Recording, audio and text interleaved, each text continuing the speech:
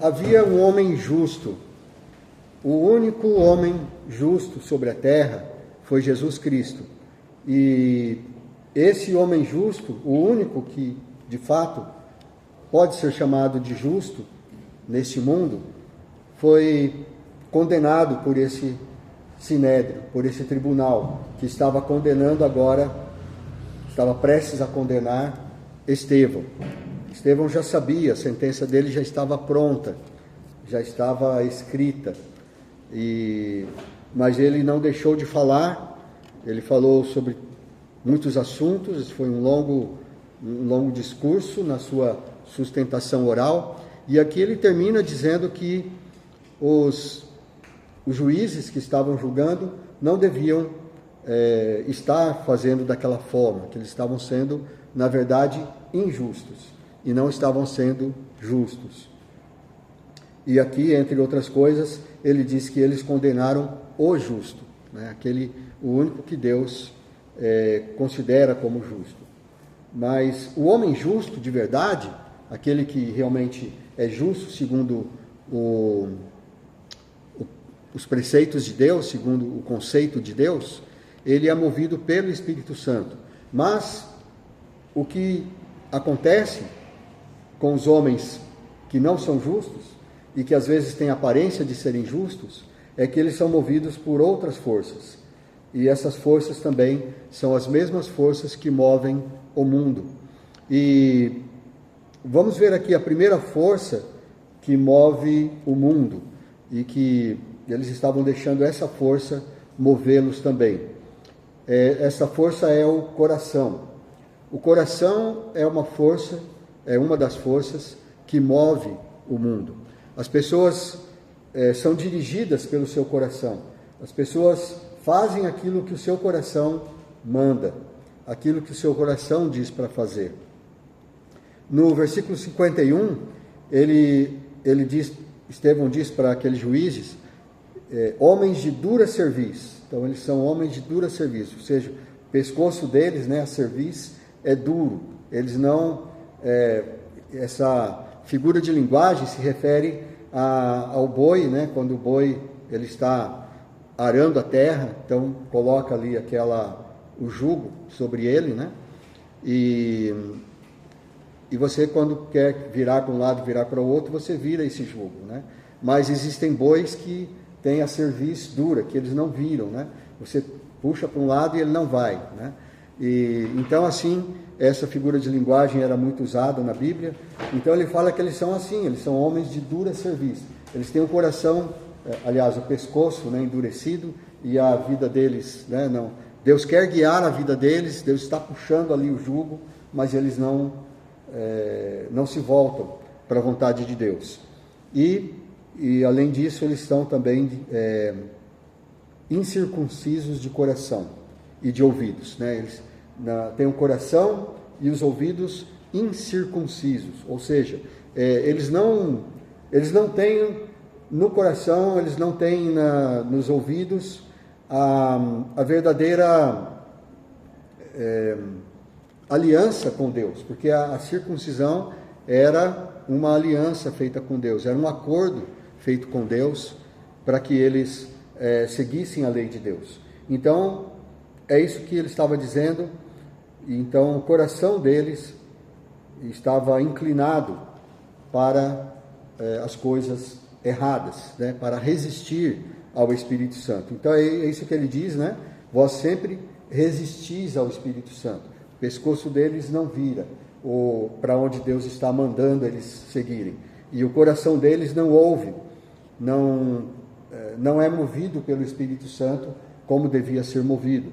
Pelo contrário, eles fazem aquilo que está no seu próprio coração. E a palavra de Deus diz em Jeremias, capítulo 17, versículo 9, esse é um versículo muito famoso, eu acho que muitos já decoraram. Enganoso é o coração e desesperadamente corrupto. Quem o conhecerá? Esse é Jeremias 17, 9. Então nós não podemos confiar no nosso coração, porque ele é enganoso, ele é corrupto, e não só corrupto, mas ele é desesperadamente corrupto.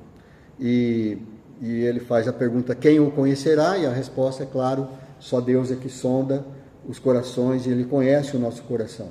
Por isso, não é prudente seguir o próprio coração. Porque a tendência do nosso coração é sempre seguir as coisas erradas, é sempre seguir aquilo que o mundo está oferecendo e não a vontade de Deus. E aqueles homens, aqueles juízes estavam deixando o seu coração ser movido, o seu coração mover as suas decisões. É isso que eles estavam fazendo. Tem alguns estudos que falam sobre essa nossa tendência, né, do coração, de julgar as coisas pela aparência, por exemplo, quando a gente tem que tomar uma decisão na nossa vida, normalmente a gente toma essa decisão com o coração. O coração lhe pesa muito. Em vez da gente pensar, em vez da gente ter tomar essa decisão com a razão, com sensatez, a gente acaba tomando decisões com o nosso coração. Tem um livro chamado, o título em inglês é Thinking Fast and Slow. Acho que é mais ou menos pensando rápido ou devagar, rápido e devagar, né? Mais ou menos isso, né? Ele é citado num artigo que eu achei na internet. O artigo é da Ana Paula Severiano, e ele fala uma coisa interessante. Ele fala de um estudo que foi feito lá na Universidade de Stanford, e é interessante, muito interessante, porque esse estudo ele foi feito com pessoas que estudavam economia, pessoas que estavam treinadas para calcular a probabilidade de alguma coisa acontecer. Então você sabe que existem fórmulas matemáticas que são usadas na economia, na administração, na engenharia, na matemática em geral. Então, se você tem uma fórmula, você sabe da probabilidade de uma coisa acontecer. Então, esses jovens que participaram dessa pesquisa, eles eram assim, eles estavam estudando ali na Universidade de Stanford, Escola de Negócios de Stanford, e eles estavam bem treinados para isso. Mas na pesquisa que eles fizeram, eles descobriram que mesmo assim, ao invés de eles colocarem em prática aquilo que eles aprenderam sobre a probabilidade, eles decidiram com o coração. A pesquisa é bem simples. Ela citava uma pessoa fictícia chamada Linda. O nome dela era Linda. Era uma estudante, e essa estudante era solteira, ela era franca, ou seja, ela sempre falava a verdade com as pessoas, ela era uma pessoa brilhante, ela tirava boas notas na escola, e ela era preocupada com a justiça social e a discriminação. Então ela se preocupava com as pessoas. Essa era a estudante Linda. Aí eles colocaram essa personagem no formulário e eles fizeram uma pergunta. Esta estudante, qual a opinião de vocês? Esta estudante, ela trabalhava como caixa de banco, ou ela trabalhava como caixa de banco e ainda era ativa no movimento feminista? Então, o que vocês acham que eles responderam? Eu vou contar a história da Linda de novo, né? A Linda, ela era uma estudante brilhante, ela era franca com as pessoas, ela era preocupada com a justiça social e com a discriminação das pessoas. Ela não queria que as pessoas fossem discriminadas por raça, por religião, por coisas assim. Então essa era a estudante Linda. Eles só falaram isso sobre ela. E aí eles fizeram essa pergunta: qual era o trabalho dela? Ela era caixa de banco, ou ela era caixa de banco e ainda era ativa no movimento feminista? Alguém quer arriscar? A primeira ou a segunda opção? Segunda? Então, pois é, o Alcir respondeu com o coração também, né? Porque, na verdade, como eles eram treinados em probabilidade, pensa bem, a primeira opção dizia aquela caixa de banco. A segunda opção dizia, ela é caixa de banco e ela é preocupada com, ela é ativista, né, no movimento feminista. As duas opções diziam que ela é caixa de banco.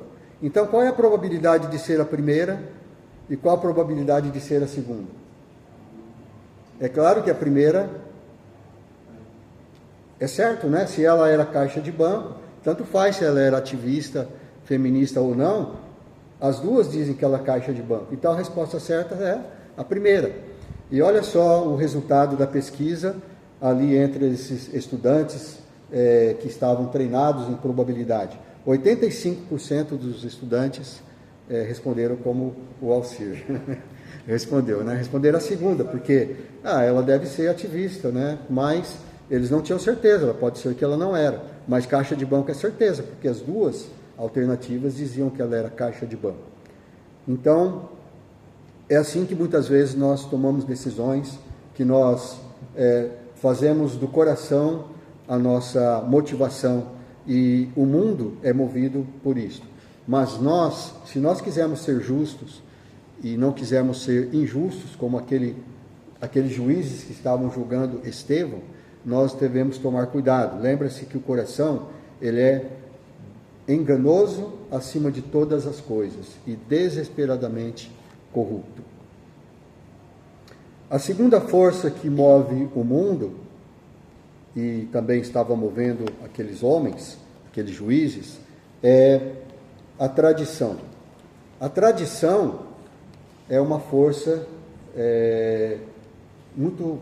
é uma força forte, não posso dizer isso, né? É uma força que move o mundo, muito extensiva, né? Posso dizer assim, né? É uma força muito extensiva, é uma grande força que move o mundo, né? A tradição, ela é muito importante para as pessoas, e aqueles homens, o Estevão fala nos versículos 51 e 52, assim como fizeram vossos pais, também vós o fazeis. É isso que ele diz, né? Vocês estão fazendo aquilo que seus pais fizeram. Vocês estão imitando o que seus pais fizeram.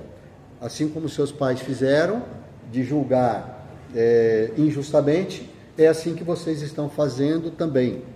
E aí ele continua dizendo, qual dos profetas vossos pais não perseguiram? Eles mataram os que anteriormente anunciavam a vinda do justo. Então, os pais deles, né, os seus antepassados, haviam matado os profetas. Então, todos, acho que quase todos os profetas da Bíblia foram mortos de maneira violenta. Não todos, né? Mas a maioria sim. Porque eles falavam a verdade, os profetas falavam a palavra de Deus e as pessoas não gostavam de ouvir, então eles mandavam matar. E então ele diz que eles estavam só seguindo a tradição. A força que estava movendo eles é a mesma força que move o mundo, a tradição. A tradição é muito forte no mundo. Existe um ditado popular que diz que filho de peixe, peixinho é. Isso faz sentido, realmente quando a gente vê um filho imitar o pai, ou fazer o mesmo que o pai faz, ou ser parecido com ele na aparência e nas ações, isso é natural, porque filho de peixe, peixinho é. É assim que a gente fala, e isso faz sentido. Mas existe um debate no meio cientista, acadêmico, cientista, que questiona isso. Será que realmente as pessoas são influenciadas pela genética, né? Ou seja, de quem elas nasceram, ou será que as pessoas são influenciadas pelo meio em que vivem, né? Pela sociedade em geral? No final, o que geralmente se conclui é que são as duas coisas, que tudo está interligado. É natural que o filho ele siga os passos do pai, que ele seja parecido, que ele tenha voz parecida, que ele tenha atitudes parecidas, mas ele também é influenciado pelo ambiente em que ele vive. E de repente o filho pode ser totalmente diferente do pai. Nós temos isso, por exemplo, na história dos reis, né? Tem uma sequência de reis, todos são uns filhos dos outros, mas tinham reis que eram bons e tinham reis que eram muito ruins.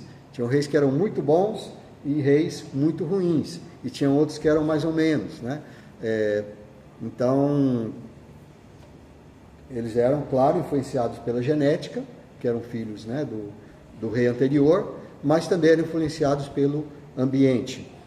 Então, essa tradição que nós herdamos, muitas vezes ela nos prende em nossas decisões. Ela tem muita força para nos direcionar em nossas direções, em nossas decisões. Então, tem uma história interessante, uma lenda, que é muito famosa, que fala de um monge, e esse monge, ele estava andando com seus discípulos pela floresta, estava andando ali na beira de um rio, de um riozinho, e estavam atravessando uma ponte, e aí o monge, ele notou que tinha um escorpião boiando na água, e a correnteza estava levando o escorpião. E ele ficou com dó do escorpião. O monge quis salvar o escorpião. Aí ele entrou na água e os discípulos ficaram observando. Os discípulos dele ficaram observando o que ele estava fazendo, acharam estranho, mas ele entrou na água e pegou o escorpião na mão, né? Salvou o escorpião de morrer afogado. Mas só que o escorpião picou a mão dele. E a hora que o escorpião picou a mão, ele soltou o escorpião na água por causa da dor, né? Porque uma picada de escorpião é muito dolorida. Tem picadas que são mortais, tem outras que não, né? Depende do escorpião, depende da pessoa. Mas ele sentiu muita dor, é claro, com a picada e soltou o escorpião na água. Só que ele saiu e os discípulos observando. Ele saiu da água e o escorpião continuou descendo lá. Aí ele correu atrás, pegou um ramo, um galho de árvore que estava lá na beira do rio, e foi lá e com o galho da árvore ele entrou na água de novo, conseguiu alcançar o escorpião e tirou ele com o galho da árvore, salvou o escorpião e tirou. Aí os discípulos dele foram questionar, falar, né, depois de assistir tudo aquilo, e falaram: mestre, o que está acontecendo, né? O senhor está meio doido da cabeça, né? Porque esse escorpião não merecia, né? O senhor foi salvar ele picou, né? Ele mordeu, ele é venenoso, né? Ele é um bicho mau, ele mordeu a mão que estava salvando ele. E o monge respondeu, vocês sabem a resposta que ele deu? É bem interessante, né? Ele diz, essa que é a moral da história, né? Ele diz: olha, o escorpião, ele agiu conforme a sua natureza, e eu agi conforme a minha natureza. Então, o monge era bom, queria salvar o animalzinho, e o animalzinho agiu conforme a natureza dele. A natureza dele era picar, né? E com medo, né? Ele acabou picando a mão. Mas mesmo isso não impediu que o monge agisse de acordo com a sua natureza, que era, no caso, a bondade de salvar aquele animal, aquele animalzinho. Não sei se essa história aconteceu de verdade, mas é possível sim que tenha acontecido. E nós também podemos fazer uma escolha, assim como aquele monge ensinou para os seus discípulos, que eles podem fazer a escolha. Eles podem agir conforme a sua natureza, ou eles podem agir com sabedoria, com aquilo que, no caso, né, para nós devemos agir de acordo com o que a palavra de Deus nos diz. A palavra de Deus nos ensina. O Espírito Santo, ele nos guia para nós fazermos aquilo que nós precisamos fazer. Mas, muitas vezes, nós deixamos que a tradição nos mova para tomar decisões. Muitas vezes nós tomamos decisões porque foi sempre assim, é porque todo mundo faz assim, na minha cidade todo mundo faz dessa forma, na minha casa, meus pais faziam assim, meus avós faziam assim, eu nasci assim, vou morrer assim, e assim por diante. Então esta, muitas vezes, é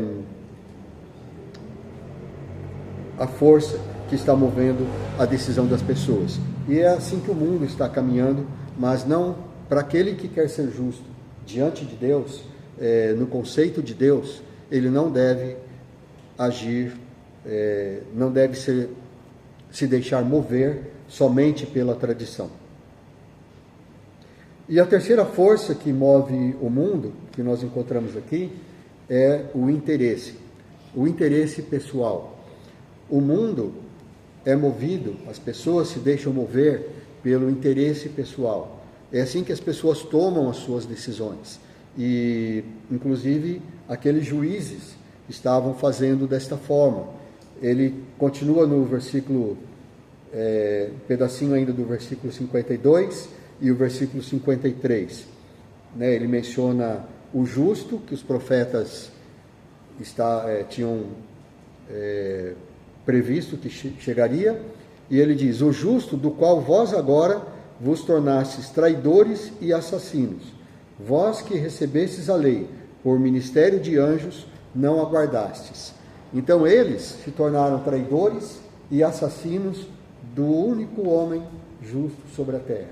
Eles que eram juízes, eles que receberam de Deus por ministério de anjos a responsabilidade de julgar segundo a lei, eles estavam permitindo que os seus próprios interesses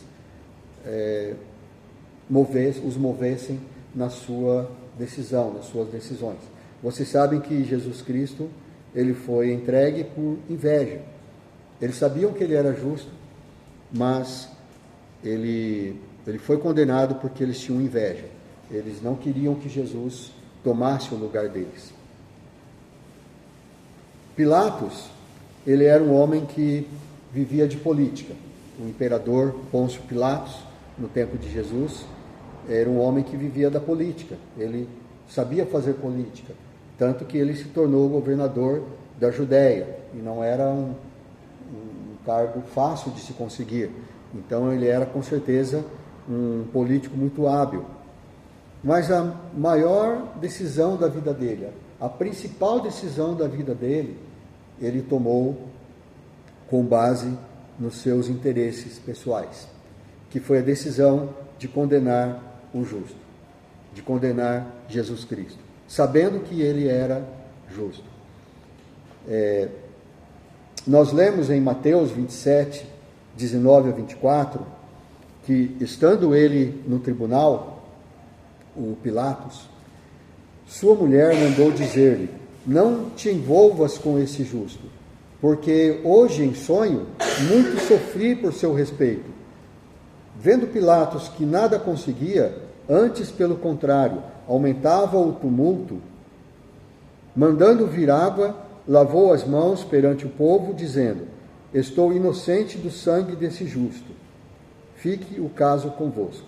Eu pulei uma parte aqui, para ficar mais curto, mas o Pilatos, ele disse isso, exatamente essas palavras: eu estou inocente do sangue desse justo. Mandou trazer água e lavou as mãos, como se aquilo fosse inocentá-lo, porque ele mesmo estava declarando que Jesus era justo e que não devia ser condenado.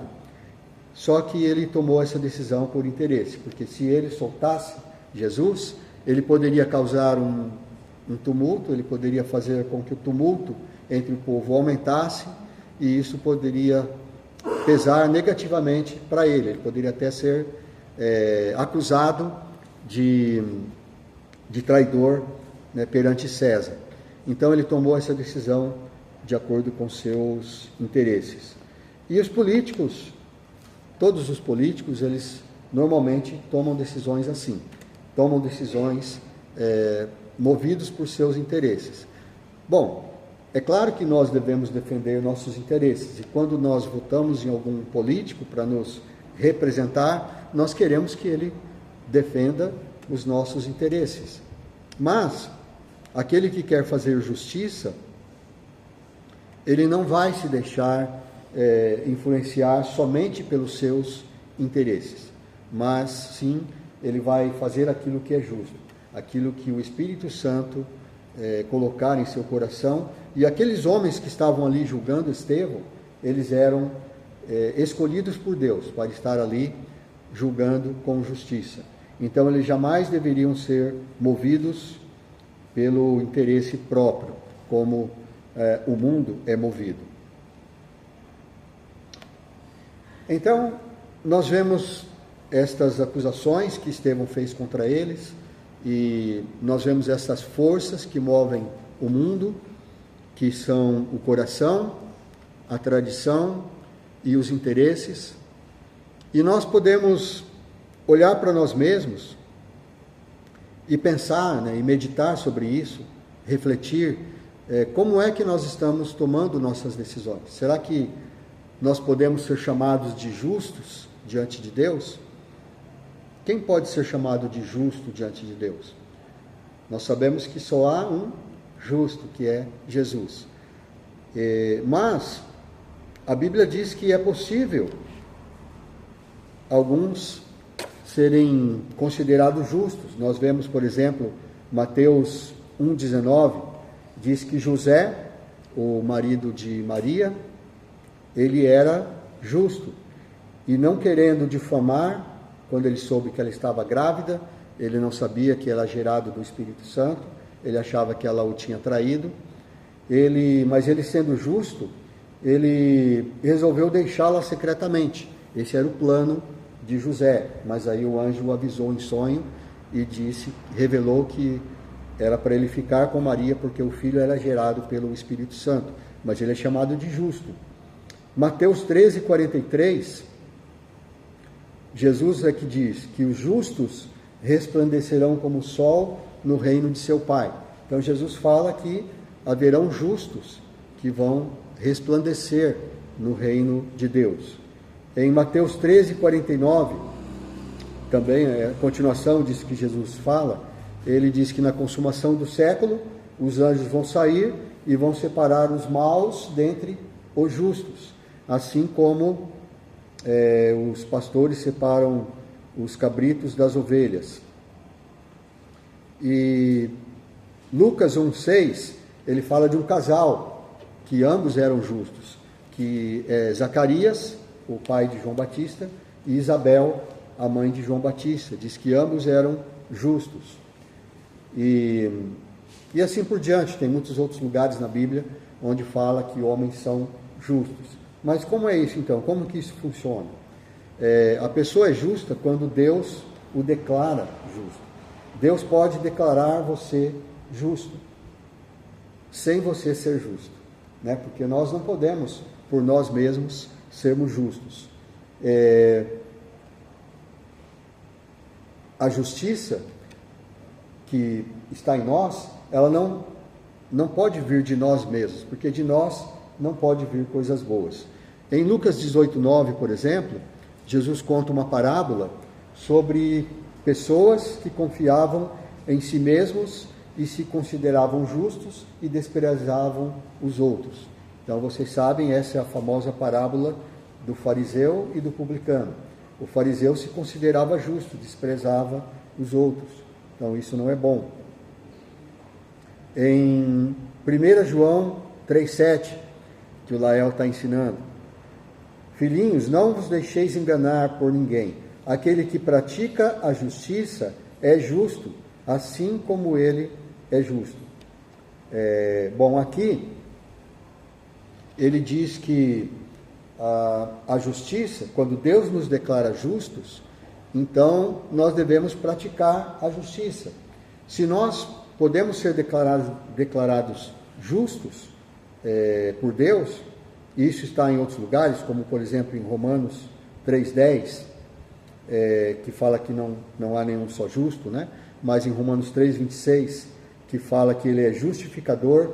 Então, no próprio capítulo 3 de Romanos, ele começa dizendo que não há nenhum justo, mas depois ele diz que Cristo, ele é justo e justificador. Aliás, Deus é justo e justificador daquele que tem fé em Jesus. Então, aquele que tem fé em Jesus é considerado justo. E João, como o Lael falou, ele Ele nos dá um manual prático de como nós devemos viver. Então, se você é declarado justo, você tem que viver como justo. Apocalipse 22:11 é um dos últimos versículos da Bíblia, está bem no finalzinho da Bíblia. Ele diz: continue o injusto fazendo injustiça, continue o imundo ainda sendo imundo, o justo continue na prática da justiça, e o santo continue a santificar-se. Então, qual é a sua motivação? Nenhum de nós aqui é juiz, pelo menos ainda, né? Talvez algum de nós um dia vai ser juiz, né? Vai julgar, mas nós somos juízes de muitas coisas. Nós julgamos os irmãos, nós julgamos as pessoas ao nosso redor. Assim, nas conversas informais, nós acabamos julgando, nós dizemos: tal pessoa está fazendo coisa errada, tal pessoa está fazendo coisa certa. A gente sempre está fazendo isso. Então, como nós somos, o que está nos movendo? É o Espírito Santo ou são o coração, né, as mesmas forças que movem o mundo, que é o coração, a tradição e os interesses pessoais? Então, como você está fazendo, né? As decisões que você tem que tomar na vida, como estão sendo tomadas? É isso que nós devemos pensar, né? Eu e você devemos, para nos tornarmos justos, devemos reconhecer primeiro que nós somos pecadores. É o primeiro passo. E aí nós devemos, então,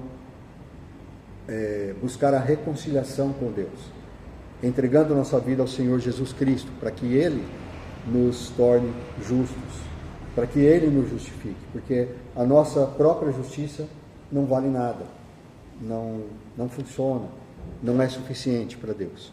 E aí nós devemos, então, como 1 João 3,7 diz, andar como justos, né? E praticar a justiça. Então não é fácil.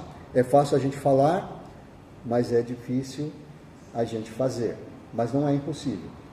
E nós devemos buscar isso através do Espírito Santo dominando nossas vidas. E como nós fazemos isso? Sempre voltamos à prática da leitura, da palavra de Deus e da oração. E nós devemos exercitar-nos em piedade. Nós devemos buscar isso. E Deus está trabalhando em nosso coração. Deixa Deus falar no seu coração. Ore, né? Fale sempre com Deus. Cada decisão que você tiver que tomar, você tome essa decisão com oração, né? Falando com Deus. Amém? Que Deus nos abençoe, que possamos ser considerados justos por Deus, andar em justiça, e que não sejamos movidos como o mundo, só pelo coração, só pela tradição ou só pelos nossos interesses. É claro que o coração, a tradição e os interesses vão influenciar nossas decisões, mas não só isso, não é só isso. Tem que ser autenticado pelo Espírito de Deus atuando em nossas vidas. Que Deus nos abençoe. Vamos terminar com uma oração?